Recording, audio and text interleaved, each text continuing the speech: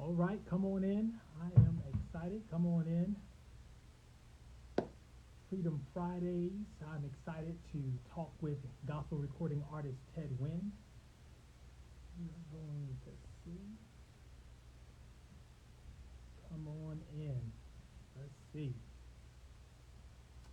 Freedom Fridays. What's going on? What's going on? Come on in. I'm so excited, awaiting Ted Winn to come on in, and we're going to have a little talk. And I am my first time with this IG Live, so I am excited tonight. Come on in, and let's see. All right. You see Ted Winn there, and I am going to request.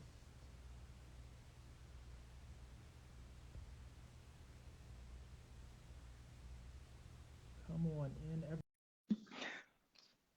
Just getting started. Come on in. That's right. Tell someone. We'll see if we can get up. There he is. What's going on? What's going on, brother? How are you? I'm good. Can you hear me all right? Yes. Can you hear me okay? I can hear you perfectly. Well, we are excited tonight to have Ted Winn with us, gospel recording artist. I'm so excited to have you, brother. You don't know. I was just thinking, I was like, when's the first time I listened to Ted Winn? And I was like, wow, I think it was almost close to 20 years ago with Come Ye Deconsolate, right? Yeah. Brother, I don't know if folks know, but, I was young. I was I was. where, where are you? I was like a freshman in high school. I was a Were you? freshman. Yeah, I was like a freshman in high school. What? Yeah. That was 2001. So in Yep. August of this year, it'll be 20 years since that song, the Ted and Cherry record came out. Our first. Brother, the ad lib alone. We know it was like a Donnie and Roberta kind of, Yeah. remix, but y'all took it and made it your own with the ad lib. And I was like, what was it? You met somebody who said they'll love you for life, but what did he not tell you that he already had a wife? I was like, oh, okay. I was like, wow. Because I don't. When we did it live, I would say something different. I Mhm. forget that ad lib was there. Like I was crazy back then. Brother, I was like, no, that was different. That was different. I was a ninth grader. I was like, oh, okay, dang. Yeah. Really, Yeah. really dope. Really dope. Well, listen, man, we want to get started. I know you are busy. I'm excited to talk, to see what you have going on later on. Of course, I'll give you time. I know you're working on a project maybe later. I would love to hear about that. And thank you for joining. This is like my first time on IG Live. Usually I do all these talks on Facebook Live. So this is like a leap of faith. So, Okay. so we will see. Yeah. So everyone doesn't know, I'm Damon Stubbs. I am the organizer of Conscious in Pentecost, which is a faith and justice initiative. And every Friday, we've been having and curated these conversations called Freedom Fridays during Black History Month. We've talked about the freedom to remember, which was about, Ted, why the church needs Black history. Beyond February, and why we need to incorporate that into the curriculum of our church and why that's important. So that was freedom, being free to remember. And then last week we had a sister who's like a modern day Harriet Tubman fighting human trafficking, Mhm. Kelly Galloway, and that was free to lead. Talking about the Black church stepping up and taking up leadership beyond issues that impact the sanctuary. And so that was very, very good. And so today we want to talk about being free to sing, free Mhm. to express ourselves, free to praise God in the context of freedom within the Black church and what that means. I know everyone's on their PBS special, the Yeah. Black. So I know everyone's excited about that. But before we get into that, and I would like to just share a little background about you when it comes down to singing and the church and gospel music. You got your start in the Church of God in Christ, or were you raised in Kojic, or? So my denominational track is storied and as varied as probably Okay, one. So I was born and raised in Memphis. okay, Um, Church I grew up in as a small child. Um, is the Union Valley Baptist Church on Macklemore and Cummings. Okay. 1 block away from Stax Records. Okay. I was there until I was in my teens, and then I left and I joined another church. It was another Baptist church. Just seeking more, looking for more. And I wasn't there very long until I met my god brother, who was like, "You need to come over into holiness." And I was like, Uh-oh. "What do you mean?" So I joined this other church, the Lord's Tabernacle Holiness Church, which, I mean, from a doctrine standpoint, it was very close to Kojic. It's pretty much the same. My pastor's wife at the time, she was from the Church of God in Christ. So when I left home, left Memphis, I actually joined a Kojic church. When I moved back to Memphis, I went back to, I was at that point, I was a member of Bountiful Blessings. Bishop G. Patterson was my pastor. Okay. My mother at the time had joined Apostolic Deliverance Simple. So she was apostolic. All right. All right. You got it all. Listen. So when I was young, maybe 12 or 13, I was baptized at the Baptist church. Uh-huh. When I joined the Holiness Church, my Uh-huh. asked me, "Have you been baptized by a sanctified preacher?" By a sanctified preacher. Okay. Okay. I don't think so. He said, "All right, I'm going to baptize you again." Then I would go to church with my mom, and they were like, "Well, those are cool, but you need the Jesus name baptism." Uh-huh. I was like, "Okay." So I have literally been baptized 3 times. Come on here. You So, covered. Hey, if I ain't... You covered. You gonna get up there and say, "Now, Yeah. Lord, if one of these not right, I don't know." Now listen, you are covered, brother. Additional track, and then I obviously been affiliated with Kojic for years, but now I'm back in a Baptist church, so it's just a full circle, situation. Gotcha. Now, when it comes down to your influence in music, because we're going to get into some topics, but I just want to get a little background on you. When it comes down to your influence in music, gospel or not, whatever, I mean, what were some of your influences there, maybe within the church? In the church, definitely was, Daryl Coley, Vanessa Bell Armstrong. I really loved, the Hawkins. I loved just Smallwood and Smallwood singers. Huge fan of the Clark Sisters. Diehard Commission fan. And my favorite choir of all time is Milton Bronson and the Thompson Community Singers. So okay. Yeah, I mean, I loved a lot of people, but those are probably the biggest influences on me as a creative, as an artist and as a songwriter. Gotcha. Now, listen, I want to get right into it. All right.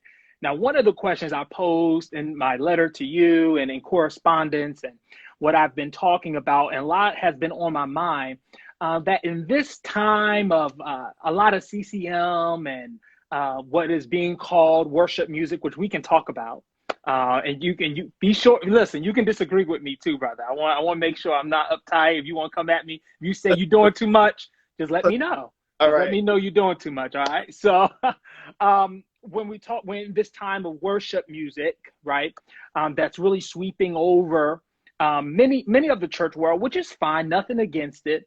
But one of the things I'm struggling with, especially during Black History Month, as I'm reflecting around the Black church, I'm thinking about a lot of sentiments. I'm finding that a lot of people are saying that Black gospel music, and if they're not saying it, they're definitely giving a vibe to me, that Black gospel music is somehow inferior to what we see, to this mainstream worship music, right? I mean, do you, I mean, I'm gonna add a little more, but do you ever get that vibe that somehow Black gospel music was like, well, that's not deep enough, or that's not, that's surface, and you're not really going deep? And I'm not sure if you get that. Well, I've definitely gotten that vibe, and I've heard people actually say it. And I remember a few years ago, there was a debate happening on Facebook where people were saying, some folks were saying that quote unquote worship music was more anointed than gospel music, and because it was more reflective of scripture and really, focused on God more than kind of, what people were dealing with. And so for me, it's always been deeply troubling, right? Because we do have a tendency as Black people to move towards whiteness. And in those instances, it becomes an erasure of sorts of what we do. And here's the thing really interesting about that for me. There isn't a genre in American music, any popular one, that was not created by Black people. Mm-hmm. That's gospel, that's blues, that's R&B, that's hip hop, that's ragtime, that's country. Like we are, our fingerprints are on all of those expressions. And so what has happened, I think, is that as Black church music departments have moved more towards kind of like worship music, because of the format of the service has changed, there's a lot more of that type of music happening. And so anytime things become popular, folks who don't have any context of history think that this is it, right? But I think there's a deeper conversation to be had about what we're doing and why we are not creating music that is reflective of our narratives. I like to have no problem with people singing songs that worship God. It's fine. And even what we do is not CCM because we Black and it just sounds different and it's just still different, right? Even still, when we, yeah. But when you're at the point where you have completely forsaken the music of our ancestors, the music that tells our stories, the music that chronicles who God has been, is, and will be to us in certain situations and scenarios, and you leave out a huge component or a huge part of our story. Yeah. And so that's the danger in it to me.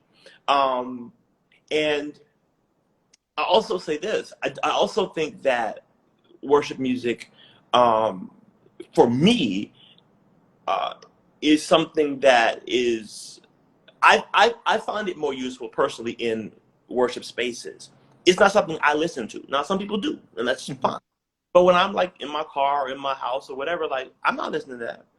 Like, because for me, it's not interesting art, right? As an artist, as a person who appreciates that, who grew up being challenged by really great content creators, that's what I like. I told some friends of mine, I went to a concert some years back, and it was like, I think maybe like 3 artists, and it was like, just worship music. And I left, and I called one of my friends, and I said, that was the most uninteresting artistic experience I've ever had in my life.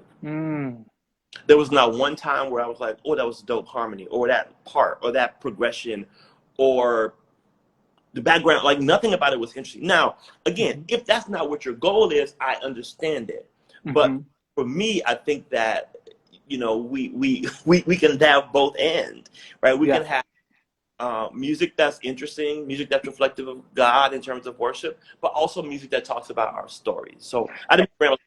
But yeah, that's no. This is good. Let's stay in this vein. This idea, right, Ted, of worship. I presented a message one day to a church, challenging them to rethink and reimagine this idea of what worship is, and to really rescue it. Because in this day, worship is an arrangement of a slow drag with particular chords and smoke machines and low music and low lights, and all of a sudden we in worship. Yeah. And what I had to question was and there's a politic around this, because what I had to question was, well, what was my grandmama doing? Right. What was my great grandmama doing? Right. What was my grandfather doing? And when I think about the reason, the utility of worship, on why we have it and how we use it and why we use it in times we use it, I'm thinking, like, even if I go back to the Psalms, right? And I look through this book of poems set to music, which are songs, and I'm looking at it, I don't see only the psalmists, many of them, because it's a hymnal, many of these psalmists talking only like, oh, great wonder and heaven above. It's in there, and it's in our music too, but it's also experiences. Yeah. It's also God coming to where I am and me meeting God. Right? And me having this fellowship with God. And when I think about our people, when I think about our history, We have a history of constantly believing and trusting God and actually invoking God into our situation, saying, God, listen, I need help. And a lot of our music is like that. It's putting God from this idea of so holy, so far away, so whatever, to this with us. You know, I think Black people have done a wonderful job with this, really, the Emmanuel, you know? What's Yeah, good? I think that your points are spot on, but I think that that's what I'm saying is that, you know, the music is a reflection of the culture, Right. what people have actually lived through. And so, yes, you know, Black folks have a very unique story in America. No other people group in this country was enslaved in the ways that our ancestors were, in terms of how that happened. And then you think about, like, you know, Jim Crow, and you think about segregation, you think about all these things, and the things that we're continuing to deal with. And so when we think about who God is to us, given our history, it's different than other people. So the song should be different. The story should be different. The way we talk about things should be different, because we've experienced God in a different way, generally speaking, as a culture. And so, yes, when you go to a church that are predominantly white, they can sing about trees and mountains and oceans, and that's fine. But that's reality. So, but when I think about, you know, when I was down to my last dime, you stepped in on time. One of my favorite songs to sing is "I Know the Lord Will Make a Way," because it's a very different lived reality, right? So when we're having these conversations around music and our expressions in our faith spaces, then I think those should be more holistic in terms of how we look at them and what we do, and that's just not been the case, because you know. And I will say this too: one of the huge components of this, dating back about maybe 16, 17, maybe 18 years almost, has been radio. And radio was very instrumental in reshaping the sound of what artists were creating, and then what was being done in church. And so I don't talk enough about that as well. Because, I mean, you can barely turn on the radio now, gospel radio, especially if you live in a city with an FM. Like, I live in Atlanta. I can't turn on the radio and hear a quartet. I can't even turn on the radio and barely hear a choir unless they're singing a worship song, right?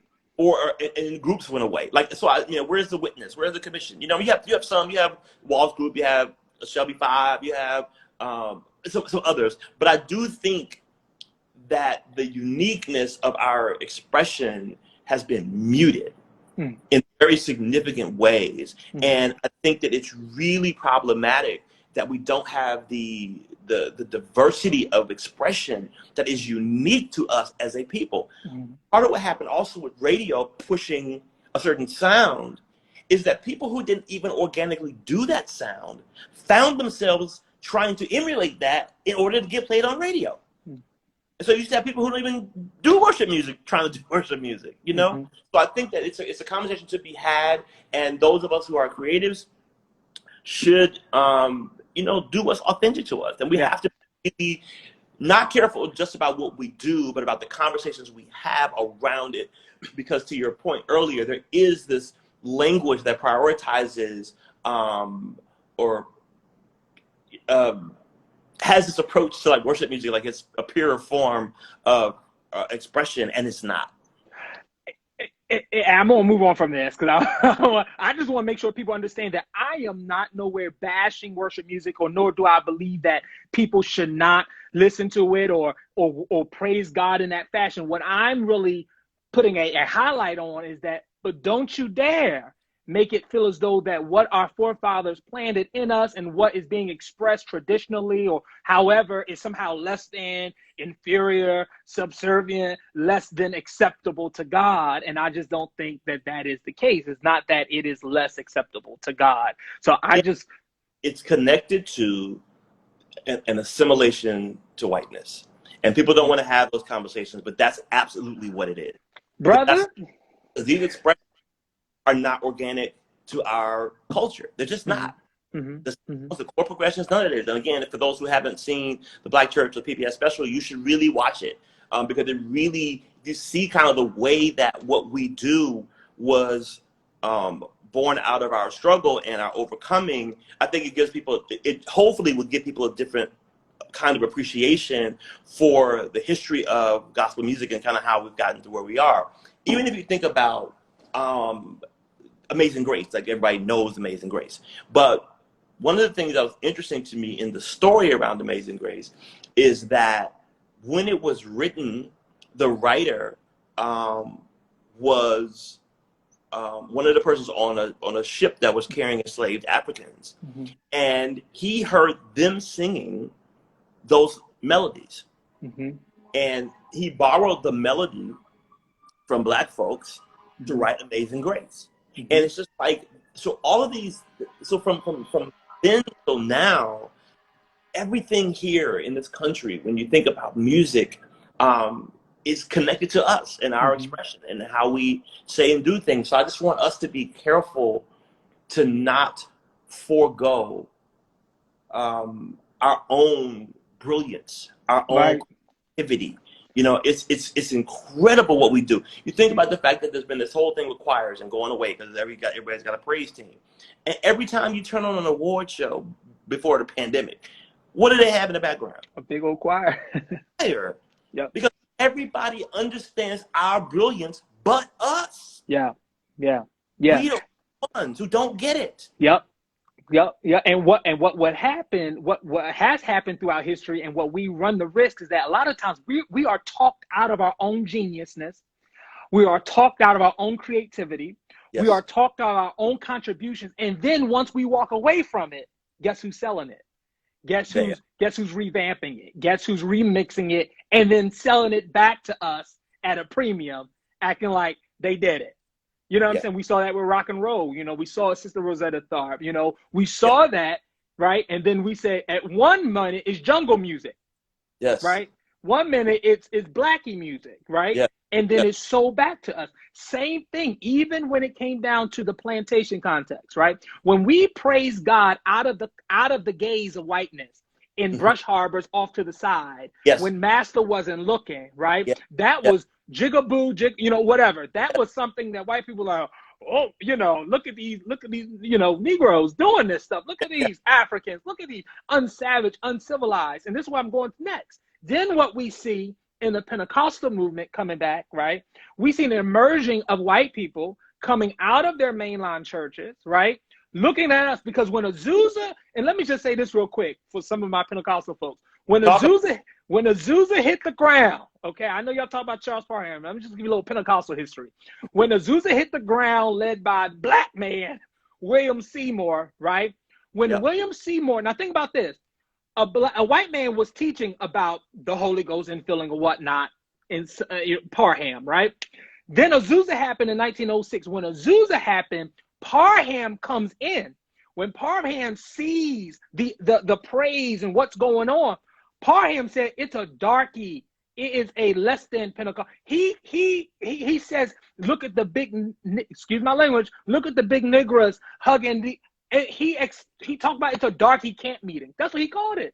Yep. That's what he called those expressions. Now think about that. Some years later, what do we get? We get a lot of white people rising up, having this experience, adopting these Africanisms, because that's what they are, adopting this as their own, remarketing it, reselling it, putting their own spin to it, hooping like us, running around like us. Now anybody, listen, y'all, it's up for it. Anybody can praise in a way. I don't want nobody to say, oh, you trying to say, no, I am not the gatekeeper to praise, okay? Anybody can praise it. But my problem is, for decades, you said it was darky, uncivilized, less than, unacceptable. And then what happened? You took it, remarketed it, rebranded it, got paid for it, and then got a little star on your chest because you were a white person doing it. After for years you told us it was less than. That is very, very interesting. So what I want to move on next to is that on the other side of this coin is a whole lot of people who love our rhythm but don't want our blues. 100%. Not understanding that the way we preach or sing or church or serve God, right? It's based upon an experience. It's like implanted in us. It's based upon an experience. And it's so funny, especially this last election cycle, right? Now, you ready? You okay? Listen, Oh, all opinions are mine. They are not Brother Ted. Don't y'all harm him, okay? Listen, this past election cycle, there's a whole lot of white Christians and white folks who made their stake in their ministry by using a lot of our rhythm and a lot of our mannerisms and the way we do things. yes. And got a fortune off of it. And then on the other end, trivialized our blues. Well, I have been very, clear about my issues with that, and I have made public comments about Paula White. I've made public comments I about ain't Rob. say no names. You said name. I ain't scared of them. And I've been very public about, those issues, and it's not just them, right? To be clear, I mean, there's enough to go around. And I do think that, again, to the point that you're making about the appropriation that happens with us, and it has happened with from even in the faith space and outside of the faith space. You think about like Elvis Presley, same thing. He would go and watch black people dance and move, and that's what he got his thing from, and he became like hugely popular. So I do think that when we talk about these people, these white evangelicals, who who have really not been concerned about the issues of black folks, only in an effort to make money off of us. That's the only, in my opinion, that's the only time I've seen them really engage us, right? It's how can we benefit them? But when it comes down to things that really concern our community, then I don't have anything to say. Or in these instances, they're like, openly and passionately supporting a racist, sexist, xenophobic, anti-black president. I mean, it's clear. But again, I've always felt this way about them. A friend of mine was watching a video today. He sent it to me. It was the Barrett sisters singing "Yes, Jesus Loves Me" at one of the Bill Gaither situations, and he was like, I couldn't even watch it anymore.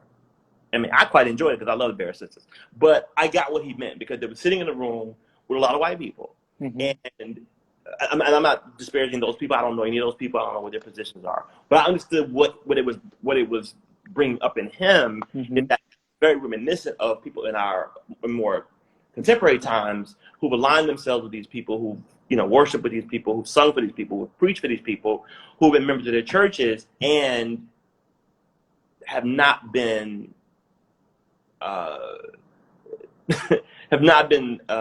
these people don't fight for them, or don't stand with them. And it's one of those other things you think about, like when you look at the preachers, and I won't go down the list of folks, but very, very, very seldom. Well, I'm not very seldom. I should say I've never seen it, but I always marvel at the megachurch with 70% black members and the white pastor, right? Because what I've never seen is a black pastor with a white church. No, I just don't know. Right.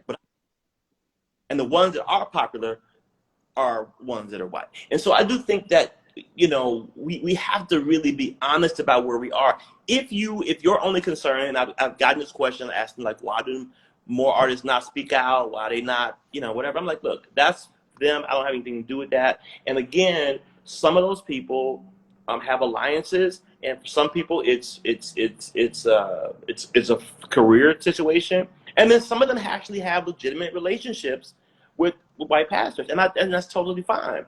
But I can't align myself with anybody who espouses ideas or support people who espouse ideas that affect my people. I don't understand that, right? So, because I don't need to go to your church anyway. Like, I mean, there are lots of options out here in predominant black faith spaces where I can go and be totally fine. So I think that we have to have, and we haven't had, conversations about racism inside of faith spaces. And people just like, because people identify as Christians doesn't mean they're not racist. Oh, hello. Like slaveholders would read the Bible to their slaves. We got a receipt longer than CBS. Okay, 400 years. How of about it? history. Listen, even in Ghana, when you find out in Ghana that the places where slaves were kept, that there was a church even somewhere on top of that. You know what Yeah. I'm saying? A port where slaves were being transported.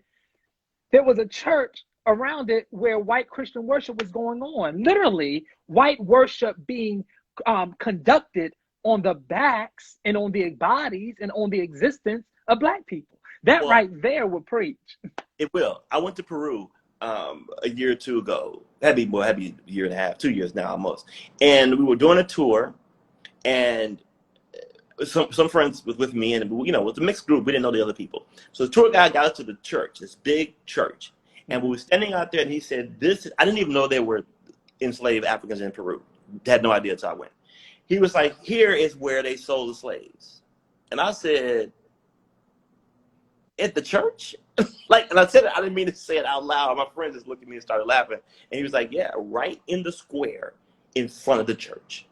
So there's always been a connectedness to white Christians and the oppression of black folks. Like those things have always been synonymous. Mm-hmm. And I don't think that it's changed in that, again, when you have the Paula Whites and the Rob Parsleys and the whoever else is, who are aligning with, the Trump folks and people who just, disparage. And again, and it's interesting because it wasn't even like, the dude is kind of jacked up, but I'm kind of cool with his policies. It was like they're going hard, like God chose him. Like he's Messiah. It was a Messiah. That's my thing. It's one thing to have a disagreement around politics and policies, and we can go at it. But when you hear what this guy says, and you look at what he does, and you still put up a post on your Facebook talking about Jesus on his way back to the White House, Vicky, that just blows my mind. So it almost makes me feel as though this is what I want. This is why I challenge us sometimes. And I know no one's not homogenous. I know we are very different, but I'm looking at this on a broader scale.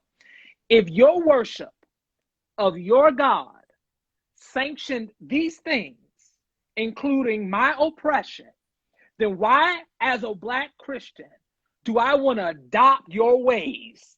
Because they are not evidently transformative.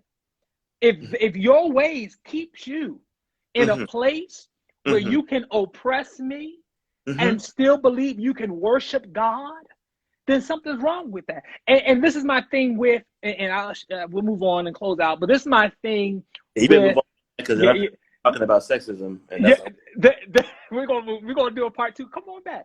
But this is my thing. Is that when people teach worship, they are so, gotta go back to this worship thing. They're like, oh, it's a vertical, it's you and God, and oh my goodness, and oh Lord, and this vertical. And I'm like, you're worrying about vertical, but your theology says that you can worship God here and yet disregard this and this be okay.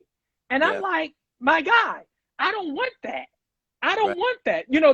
That's why Kirk Franklin can go up there on the stage and people give him side eyes or really feel uncomfortable because he's speaking a little truth to power.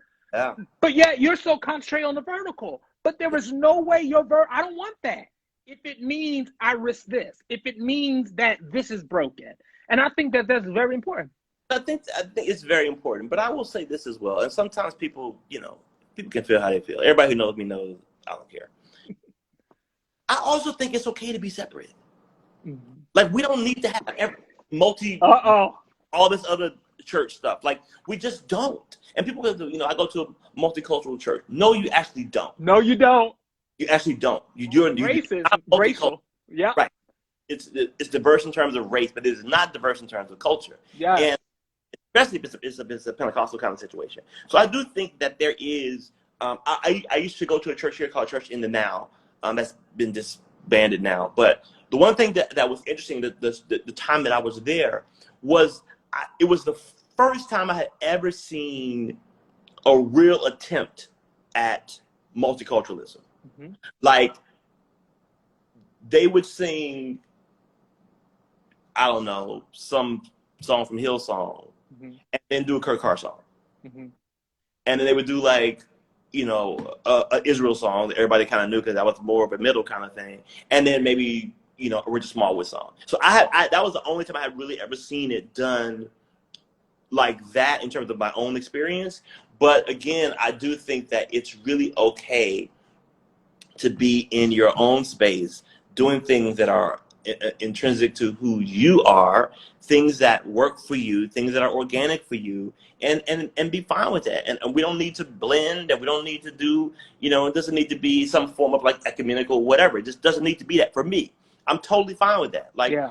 I mean, people talking about, you know, the GMA. Like, GMA is fine. I mean, I don't go to it because I think they're racist. Right? And I don't need to go to it. Like, you know, they're not at the Stellar Awards, so why do I need to go to that?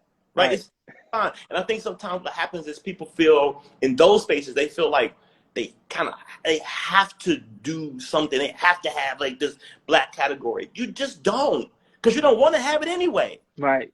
It's really performative, right? Right. So let's just not do it, right? And you guys can do that because you don't have like the Mary J. Blige. She's not performing at the Country Music Awards. You know, and Taylor Swift is not at the BET Awards, and that's okay. It's okay. It does not have to. Everything doesn't have to be like, you know, joined like that. So I think that when we're having these conversations, we have to, you know, whether it's the kind of music that we do we worship in the same space? Do we worship the same way? We don't. I'm not saying that for everybody, but in large part we don't. And I just think that people have to be clear that gospel music and CCM music are not the same. They are just not the same. People are like, well, they're talking about God. So what? So is, I mean, Faith Evans, and so is Taylor Swift, but it's not the same. They're talking about love and relationships, right? It's not the same. And the artistic expression, I mean. And so I think that while we can have, you know, conversations around, you know, is the content, is the messaging the same? Maybe on some level, but even with that, still not. Like, I was in the car one and I was flipping stations, and I turned on The Fish, which is the CCM station, and it was a song about some worship song about God and heaven, mountain, and all that. And I was like, cool. And then I turned to the gospel station, and it was so funny because they were like, I was down to my last dime, and I just started laughing in the car. It's just such a different lived reality. And I want to be clear. I'm not saying that, you know, all black people have the same story, nor do all white folks. But when it comes to the content that's being created, it is usually a reflection of the culture. And so what I would like for us to do, us being black creatives, is to get back to the diversity of our expression, whatever that looks like for us. I mean, my last solo album, I was nervous about it in some ways because it wasn't like, you know, like uber like worship kind of thing, and it was how I heard the music and what I wanted to do and what I wanted to say. And I think that I hope people are free to do that, to write about what they want to say. The next project that I'm doing as a solo artist is a non-gospel record, but it's a justice album, you know, because that's where we are, and that's what I want to say at this moment in time. And I think that more creatives, irrespective of genre, should be talking about those issues if those issues matter to you and you want to. Right? Yeah. And I want to hear more about this new project. But what is the role? And this is right where we're going. What is the role in this hour? Maybe you can elaborate more on the gospel artists. I mean, I know there are some that I've seen them support things like the Black Church PAC and other things and being involved. And there are some that are super quiet, and you don't know. You know, what side are you on? You know, are you on the Lord's side? You know, you don't know where you at, you know? And so we want to know. And so when I think about, I know everyone can't be a Mahalia. I know everyone's not a SNCC freedom singer. But the problem is, my friend, they don't know the history of Mahalia. No. They don't. They see her on the stamp, but they don't know how was in the civil rights movement, how she would move around with Dr. King, even Aretha Franklin. Like, Aretha Franklin would do performances so people would show up so they could see Dr. King. Yeah. She was very instrumental in that way, and we don't see a lot of that. I did, and Erica Campbell and Lord, I shouldn't have started calling names. Other artists, Brian Courtney Wilson. The other was like were involved. I worked closely with the Black Church PAC for the general election, and then for the special election we had here in Georgia for the Senate seat. And I think that we need to be more boots on the ground. We need to be more active. Black Lives Matter is an incredibly powerful movement, but it is, to my knowledge, the first movement not born out of a faith space. Absolutely. So what is, like that we are absent in this particular time. I think black churches are becoming more active, but I think we've not been vocal enough about what's happening and how we can and what we need to do. And I think, again, it's difficult because people have these alliances, and these are your friends, and these are your, you know what I'm saying? But that can't be more important than your people. And there's a whole, we're not going to get into this discussion. There's a whole discussion on so-called moral questions and other social conservative and moral issues. And, well, this is why I don't say any, this is why. And I'm like, that's something we definitely have to talk about. But I wish that in this day where we're talking about the church being more prophetic and needing prophets to speak truth to power, we need psalmists. We need people as well, psalmists, who will also be able to sing and understand that singing warfare is not just about being a ghostbuster. You know, it is about helping to tear down wicked structures. You know, you can't do that if your focus is, on God is a capitalist. And so I think that if we really were to dig into the content and what we're talking about and what we're saying and why we are saying it, what is the theological catalyst for these conversations or our music, then I think we would kind of really dig into the heart of the matter and find out why people aren't certain things and certain messages. I always just think it's fun, and we'll close. I keep on saying that, but you're so good, brother. I really enjoy talking with you. I'm like, even when I hear preaching in these last, let's say the last 4 years, 5 years, this age of Black BLM and things of that nature, everyone's getting a word. All the prophets got a word. And I was like, you mean God's thinking about everything else except for me, except for us, except for our community? You mean God's got a house for you, a car for you, a new business for you, a financial breakthrough for you, and all? And you mean to tell me God's just watching and there's no word, right? And the same thing with songwriting. I think about it. Me being same thing with songwriting. I'm thinking about, God don't have nothing to say. There's no word of encouragement for the people.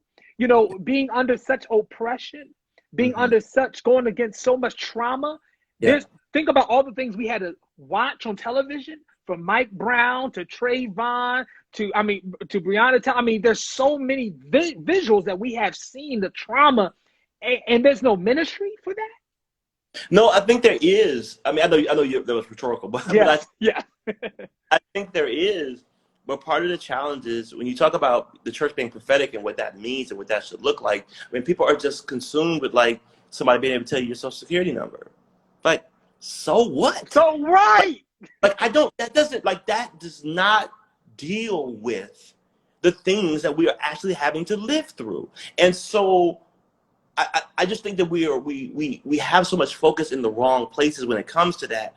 And we're not speaking to the point you made, truth to power, and not being honest about what's actually happening. And even when we get into these ideas around, blessings and what blessings look like and prosperity gospel, etc. One of the challenges for me with prosperity gospel is that it averts having a conversation about systemic racism, right? Because it doesn't have it. Because if all I'm thinking about is how I can be a millionaire, and everybody's not going to be a millionaire. I don't care what Clubhouse told y'all. I don't care what Clubhouse told y'all. Everybody ain't going to be a billionaire. Not possible. And the other thing is just, we're way into other stuff, but I just think that we have to be careful around those conversations. Even bringing it back to music. I was on a call and somebody was talking about, their song, how well their song performed. And other people had questions about, the industry. And the person was just kind of like, well, maybe God's just not going to, do that for you. Like maybe your song, God's not going to make your song number one. And I'm sitting there. People were texting me to get on stage. Nope. You don't want me to get on stage. Because this is the byproduct of having this kind of, in my opinion, flawed theological perspectives. Do you think God is concerned with you having a number one song on a Billboard chart? Where all of the things that we are living through, the things that we are going through, people literally, I was just texting a friend of mine in Texas, don't have clean water. And that's just in America on tonight. Let's not even think about the things that are happening around the world, right? In much more oppressed spaces. And God cares, nobody cares about that but you. You're the only one. When people are going through real trouble and real strife and trauma and divorce and losing children and losing jobs and losing businesses, they could not care less about you having a number one song on the chart. That's not where the focus is. That's a byproduct of a system. And if that's some reflection of God's doing, then that's the case. Then Mariah Carey and Beyonce and all, they got way more number ones than you. Like it's just so anti-intellectual, and it really annoys me. Even when it comes to awards. And I said this to somebody before. I won't get into specifics, but when people win awards, I think it's fine. I think they have their place. Thank God for the opportunity, et cetera, et cetera. But when we get into these things like, if you just do this and if you just pray and if you just stay faithful, and just like, so what does that say to the people who lost? Yeah. Because you're the only one who won. Everybody else lost. Right. So if the difference maker is that they need to be more faithful, more committed, then God will give them an award too. Like, it's just ridiculous. Right. And so I think that there are really important things as it relates to these systems we're dealing with, and mass incarceration and hunger and the chasm that is the wealth gap that's along racial lines, and things that we really, really, really should be dealing with, and things that our faith helps us to persevere through, and not lose hope, and not lose perspective on what's happening, and to still remember God, and to depend on God, and to pray to God, and to worship God, and to serve God, and to love God through all of these things, is where I think we should be focused, as opposed to the kind of byproduct of American capitalism on steroids, and people thinking that being able to amass things is some reflection of your level of faith or your level of connectedness to God. Because if that's the case, then we just look at all Black people. Because if that's a reflection, the median income, right, wealth for Black people in this country, a Black family, is $1,760.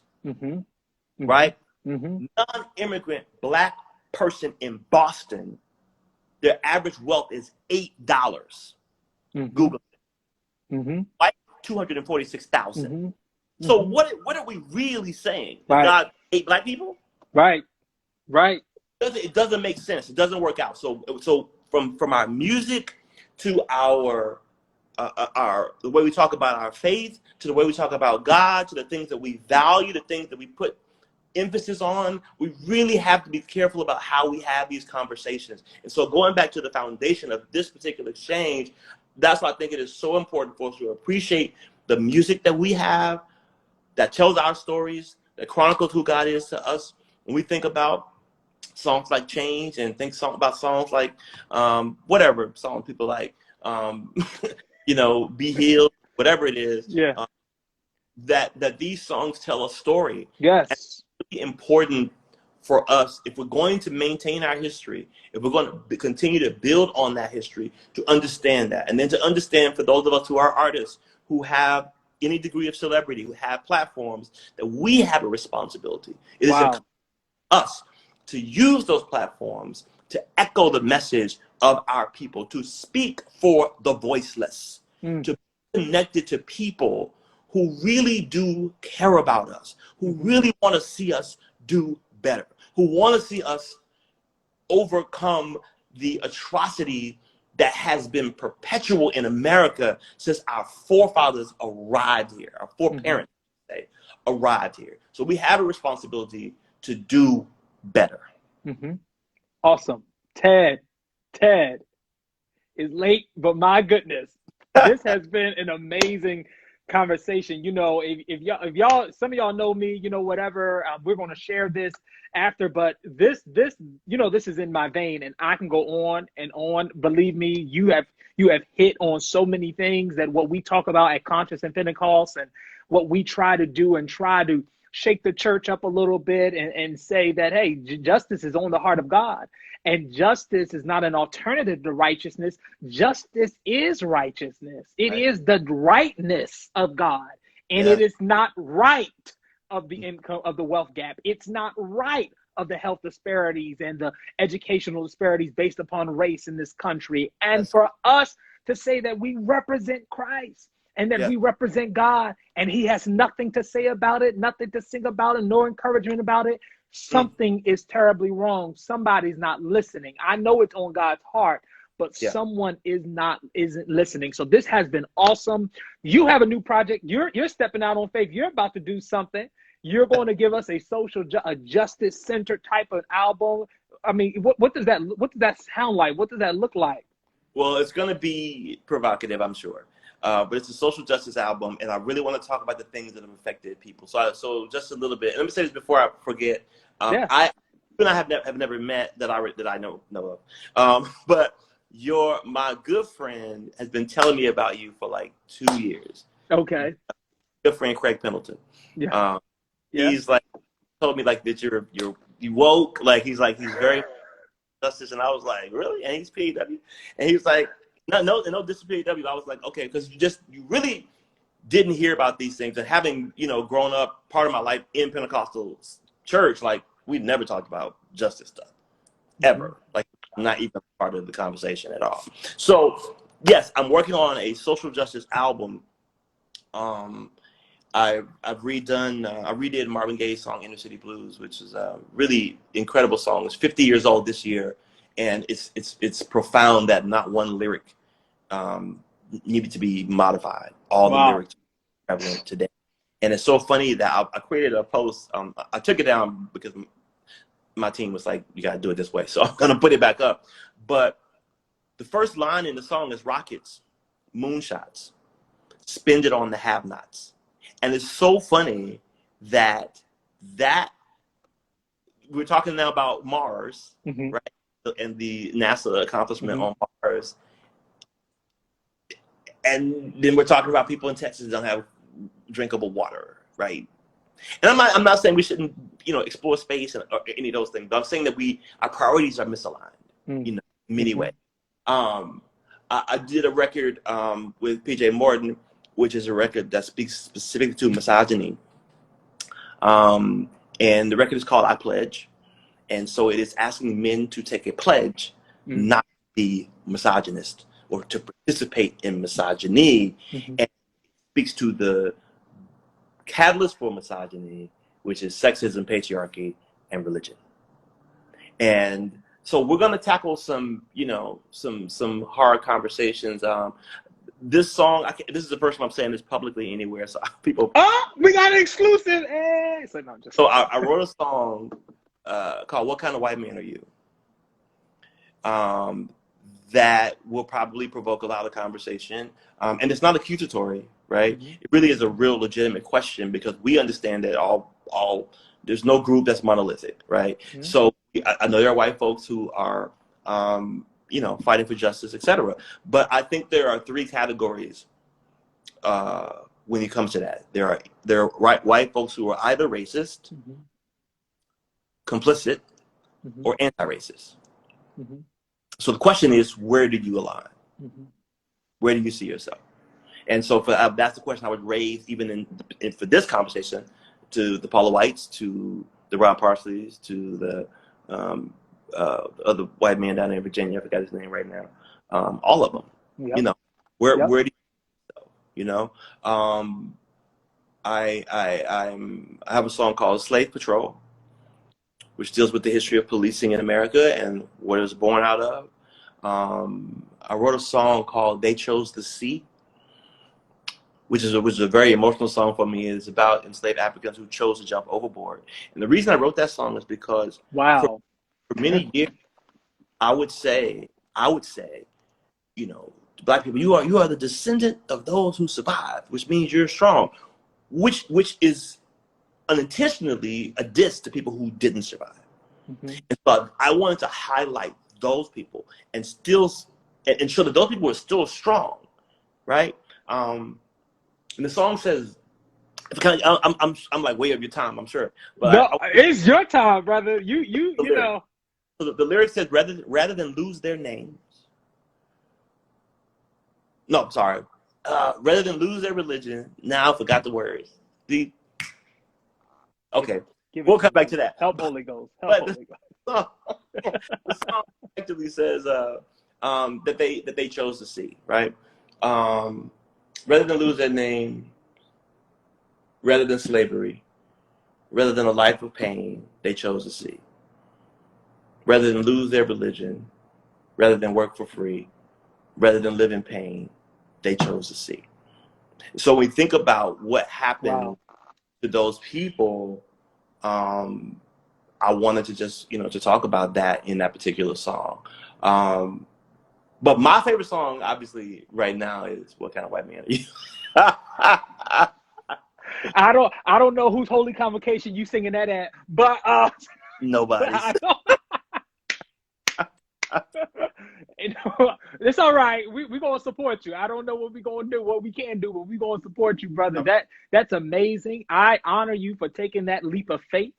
I know that takes courage, that takes leadership, and that is amazing. So thank you for that, brother. This has been a wonderful talk. Y'all, if you don't know, please keep on supporting Ted. Do those, stream that music. That's what I was doing today. I was just giving you, I don't know, you probably get a penny or I don't know, but I was streaming all day. So I was like, let me just support Ted. I'm just going to stream his stuff all day on Alexa. So that's what it was going, brother. It was going. This has been excellent. If you guys don't know who I am, I know you know who this brother is. You may not know who this guy is. Again, I'm Damon Stubbs. I'm the founder and organizer of Conscious in Pentecost. We have a wonderful website, consciousinpentecost.com. We have some great things coming up. There's some articles there you can read. We have done we just come out and get out the vote drives and talks and collaboration with other denominations. We've had town halls. We are excited, on fire. We are conscious, but we still in Pentecost. So it's an awesome group. And because some folks thought, that's another conversation. But some folks thought I done backslid. I started talking about Jesus and justice. They thought I was crazy. But but yeah, definitely. Ted, we gotta have you back, man. I don't know. We gotta blow up the platform even more because I want more people to hear this. Maybe we gotta do a clubhouse on this and maybe tag some other artists in there and hear some different type of feedback, because I know this was great. Thank you, George, for putting that Conscious at Pentecost. So I'm excited. Thank y'all, everyone. We are so blessed to have you with us. We're gonna again share this on our other platforms, take snippets from it. Ted, any final words, brother? Man, thank you for what you're doing. Thank you for having these types of conversations. And just, helping people to understand that there is more to folks who have faith, and specifically those people who are Pentecostal, than speaking in tongues and, and those things. And I appreciate all those expressions, but we have to also do things that help to shine the light wherever, there's darkness. And so that's not just in, through preaching to people or teaching people, but it's also through helping people, even people who don't believe like us, even people who don't think like us. Absolutely. Having experiences. I do want to say that I just launched my official YouTube page. So anybody who's on, please go subscribe. It's official Ted Winn, TEDWINN. And all of the videos that I posted talking about justice issues, talking about voting, talking about all the other stuff, they're all on my YouTube page. You can go there. They're not very long, a few 2 or 3 minutes, but you can go there and check them out. And you also can check out my music there as well. Excellent. All right, y'all, you heard it. Go support this brother. This has been awesome. I'm excited. Now you got me excited. I was hungry when I came on here, but as some of the mothers say, I'm just so full. I'm just full. Did not our hearts burn on tonight? My God. Oh man, when I come to Atlanta, brother, hopefully we connect. I'll check you out, man. Sure. And this has been awesome. Thank you, everyone. Have a great evening. It's snowy in Harlem. Shout out if you're in Texas right now. We're praying for you, man. And God bless. Y'all have a great evening. Thank you. Thank you, Ted. Thank you, brother. Thank you, black man. All right.